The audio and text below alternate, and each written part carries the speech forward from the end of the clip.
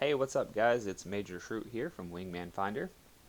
Today I'm going to be doing a quick review video on the Thrustmaster Warthog that Thrustmaster sent me to check out.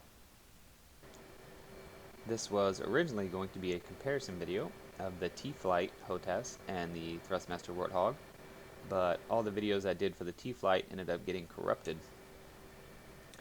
Just a quick note about the T-Flight setup. It is a very budget-friendly entry-level HOTAS. But if you're coming from a Xbox controller or keyboard, it's not a bad start. Upgrading to the Warthog, first thing I noticed was the box that came in the mail was incredibly heavy, which was a little unexpected. I opened the box, pulled the throttle and the joystick out, and they are both very heavy and very solid. Both are mostly made of metal. They have a little bit of plastic here and there, but overall mostly metal. When you first get your hands on the throttle, you'll notice that the movement of the throttle is very smooth. The friction of the throttle is adjustable via a dial on the front of the base. The joystick has some pretty stiff tension springs, so it gives a nice overall feel. The top of the joystick is removable from the base, so if you fly with a stand that slides up under your desk like mine, it's nice to be able to remove the top of the joystick and leave the base on the stand when you slide it under the desk when you're not flying. There are quite a few buttons on both the joystick and on the throttle. The buttons and switch feel very high quality and very well made. There's a nice double detent trigger on the joystick. The buttons do come pre-mapped for the F14 and the F18, and the default bindings seem to work pretty well.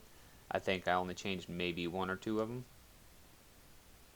The throttle has independent throttles, which are held together via a little switch. So if you need to operate the throttles independently, it's fairly easy to do. There's a nice little zoom dial on the throttle base. So if you're trying to look at something up close in the cockpit and your VR or track IR can't get close enough, you can use the little zoom dial to zoom in. One of the first things I noticed when I got the Warthog is how smooth it is, especially for air-to-air refueling. Trying to air-to-air fuel with the T-Fight was a pretty difficult task. There's quite a bit of dead zone, it was very twitchy, and it was hard to keep on speed with the tanker. The Warthog changed this. It made air-to-air fueling less of a daunting task. I'm able to stay in the basket and stay on the tanker for the entire duration of the air-to-air refueling. It's very smooth, and staying with the tanker is quite a bit easier now. So after flying with the Warthog for a while, I only have one minor complaint about it. The slew button on the front of the right throttle.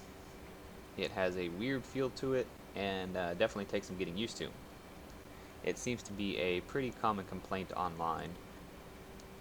The joystick is not a twist stick, so if you fly anything that requires rudders, such as helicopters or F-14s, or pretty much anything for that matter, you will need rudder pedals.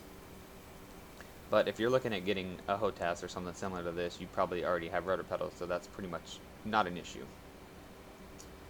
The price point of the Warthog is a bit on the high side, so it does keep it out of reach of some of the lower budget simmers. But if you're looking to upgrade to a serious HOTAS setup, this is a great contender. Is it worth the nearly $500 price tag? I think it is. I imagine this thing is close to how it would feel sitting in the actual plane. The build quality on it is amazing, and I feel like it's a game changer if you're looking to get serious about flight sims and you want something that is as close to the real thing as possible. This thing feels amazing. So, if you're on the fence about upgrading, I'd say go for it, especially if you can catch it on sale. Walmart had a really good sale on it recently that was very popular. There were quite a few posts on Hogget about people that picked it up on the sale. So I'm just going to go ahead and finish out the landing here. I hope you guys enjoyed the review video. If you have any questions, let me know down in the comments. And if you're flying solo in DCS, come join us at Wingman Finder and get you a wingman. Makes the game much more fun.